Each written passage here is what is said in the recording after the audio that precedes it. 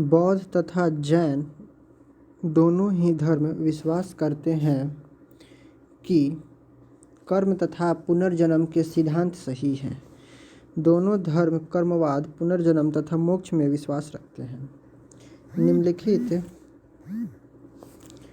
निम्नलिखित सुल्तानों में से किसने गढ़मुक्तेश्वर की मस्जिद की दीवारों पर अपने शिलालेख में स्वयं को खलीफा का सहायक कहा है?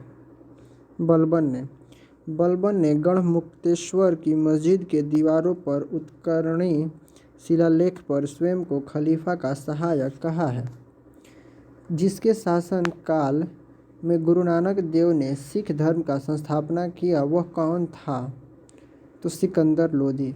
गुरु नानक 1469 से 1539 में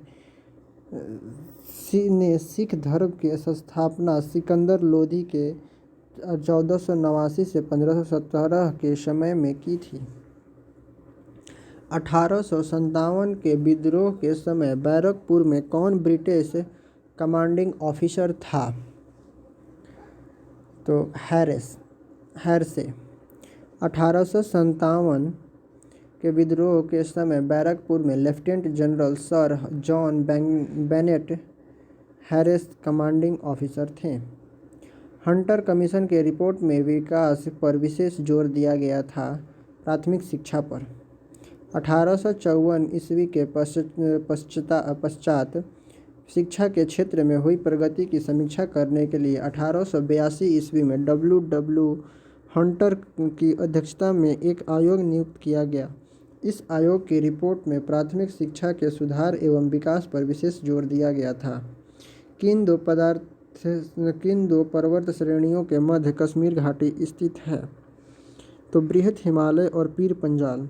भारत के जम्मू कश्मीर के कश्मीर घाटी उत्तर पूर्व में बृहत हिमालय और दक्षिण पश्चिम में पीर पंजाल है श्रेणी के बीच स्थित है। पाल घाट निम्नलिखित में से किसके मध्य अवस्थित है? नीलगिरी और अन्नामलाई पहाड़ियाँ। पाल घाट दर्रा नीलगिरी और अन्नामलाई जो श्रेणियों के मध्य अवस्थित है। मेघालय का पठार भाग है प्रायद्वीपीय खंड। मेघालय का पठार प्रायद्वीपीय पठार का विस्तार है। यह भ्रंश के कारण प्रायद्वीपीय भाग से मालदा गैप द्वारा पृथक हो गया है। भारत में उत्तर से दक्षिण की ओर जाते हुए नीचे दी गई नदियों का निम्नलिखित में से सही अनुक्रम कौन सी है?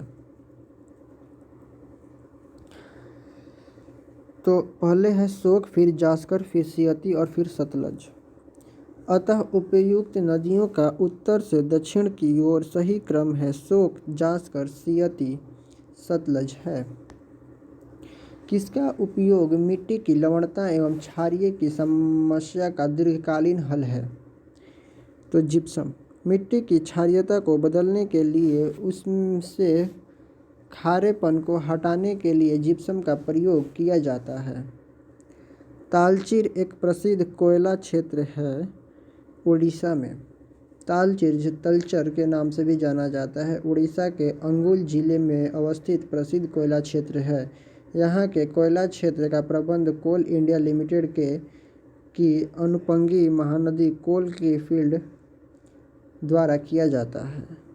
मौना लोआ एक सक्रिय ज्वालामुखी है हवाई का। मौना लोआ हवाई द्वीप के लगभग आधे भाग पर विस्तृत है। धन्यवाद।